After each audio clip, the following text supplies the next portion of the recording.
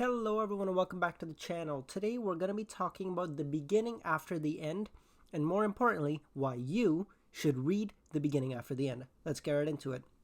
The beginning after the end follows the journey of Arthur Lewin, a young man who happens to remember his previous life. And in his previous life, he was the king of a kingdom.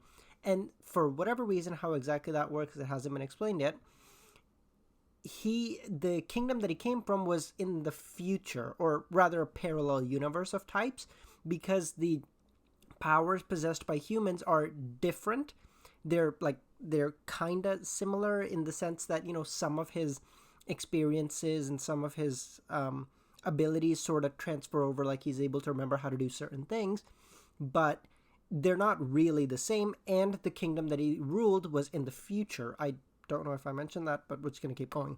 And so, he knows things that he shouldn't. He knows like technology, which doesn't exist at the time. He knows how to create technology. Like an example that was given was he knows how a steam engine is created, and in the current world that he resides, that technology does not exist. They don't know how to, use steam to be able to produce massive amounts of horsepower to, move boats and cars and such.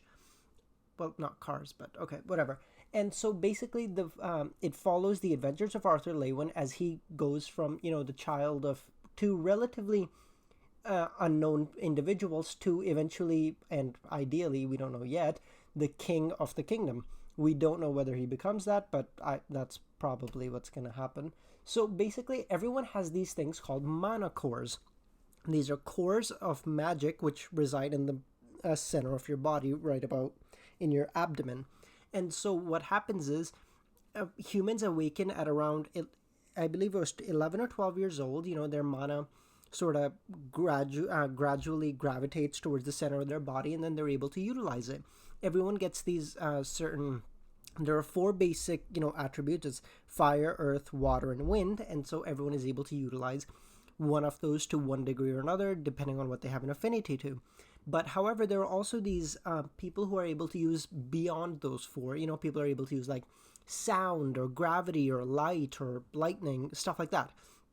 And those people are like rare, and those abilities are really hard to acquire because you first have to completely master the elements, at least to one degree or another. And even if you don't master all four of them, you have to master, let's say, one of them to be able to achieve what comes after that, essentially.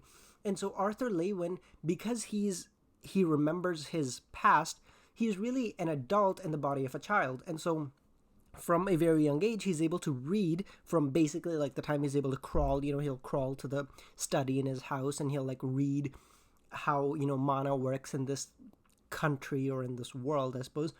And, how he can expedite his training. And so even though humans normally awaken at around 11 or 12, Arthur Lewin awoke, his mana core was awakened at the age of, I believe, around 3. So really, really young, to the best of our knowledge, the youngest human which has ever awakened.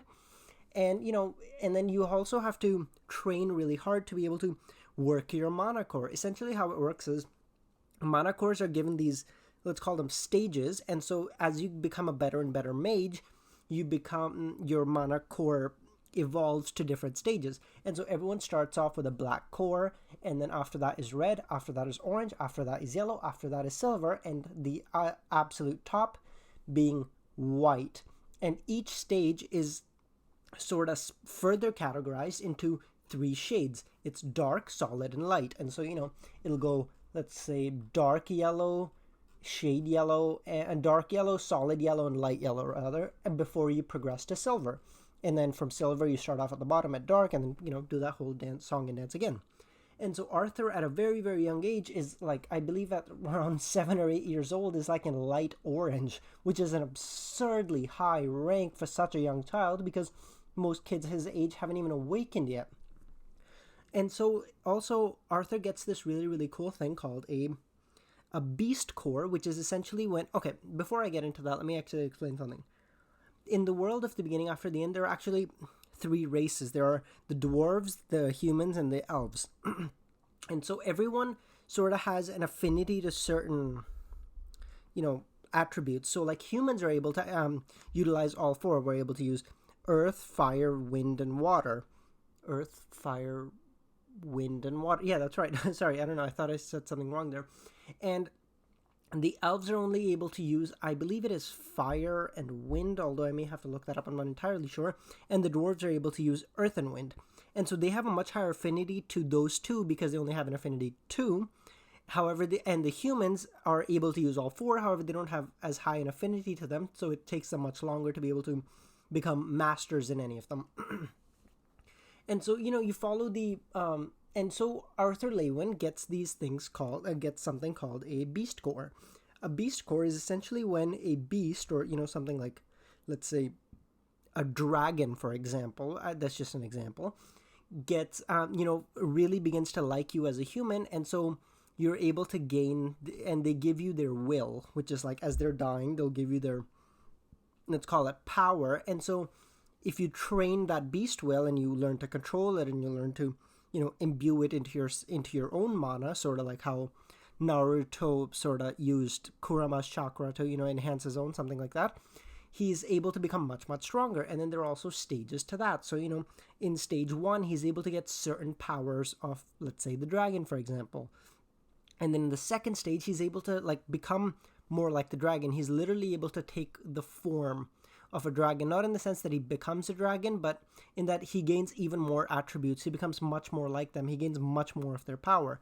And to do and to reach such a high level of expertise with the beast core, you need to be really, really old, and most people need to train for decades to do that. However, Arthur, our boy, is an absolute legend and just does stuff way, way faster.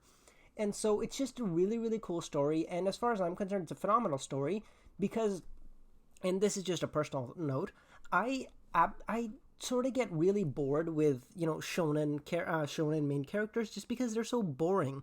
They're too nice to a fault. They're too forgiving at some point. However, in the beginning after the end, Arthur is not like that. When someone wrongs him, he knows that someone has wronged him, and he will get them back. He does not shy away from the fact that, he must do something which is considered, let's call it, wrong, but he must do it in order to correct a wrong. And so, it is what it is. And I just really, really appreciate it. It's a story I really think you should check out. The story, the world building is amazing. The character developments is amazing. The art is phenomenal. It's a really, really good story, and I really think you should check it out. Well, I think that about covers the world of The Beginning After the End, at least as quick a synopsis as I can possibly give. So if you somehow made it all the way to the end, thank you so much, and I hope you all have a great day, and I'll catch you on the flip side.